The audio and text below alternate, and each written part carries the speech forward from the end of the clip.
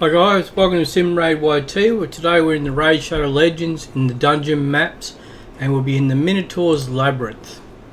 Now about the Minotaur's Labyrinth, it's where you get scrolls, and the scrolls are used on your champions. But first we'll just talk about the Minotaur.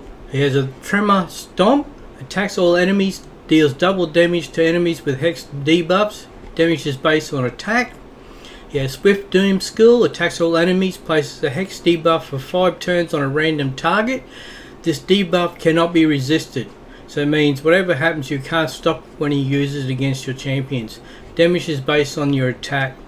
And Raging Bull starts the battle with Rage buff for 3 turns. While active, the Rage buff increases the damage that the Minotaur deals by 400%, so the faster you can kill him, the better.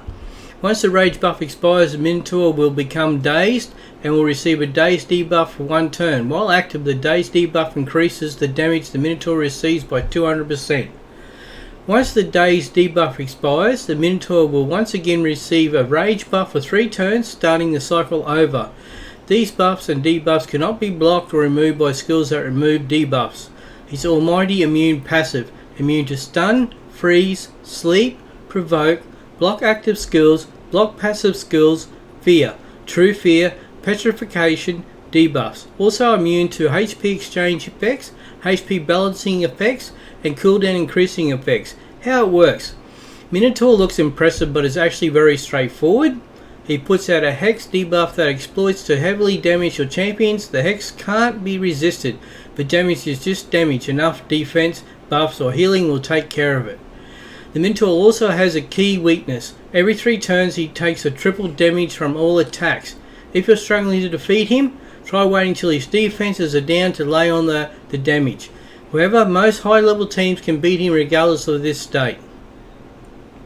He also has a pair of hard hitting minions, but these aren't very tough. The AoE champions you bring to deal with the waves leading up to the Minotaur should be able to deal with these minions as well, without you having to shift your focus off the Minotaur. The trick of this dungeon is your team will change often. Scrolls are earned once per champion basis, so you'll eventually want to swap out one of the champions in your Minotaur team for someone new. Effectively, you need to be able to defeat Minotaur with just 4 champions, since you never know if your 5th is going to be someone useful. So what I mean by here about these scrolls is different levels you get different levels of scrolls. So we'll go here and look into my champions and I'll show you what I mean by that. I have some champions here which I'm working on at present time, increasing their levels. Here we go, we have Ursula. So in her masteries, as you can see, I have 100 of the small minimum scroll, 247 of the medium scrolls. So then we would choose here a skill out of all the different things here. And these skills all depend on which champion you're using and what you're going to use the champion for. So I plan on using Ursula's defense, so I would give her additional defense. So we would go click, and there we have it. She would now has some defense on her, and I will set up her as a support as well when the time comes. But now we'll go back to the fight of the Minotaur, and we'll just show you what we do to progress. Back into the dungeons and back into the Minotaur. Okay. Stage 4 of the Minotaur's Labyrinth. Here we'll receive 4 to 6 of the low level scrolls, or possibility, or silver as the reward.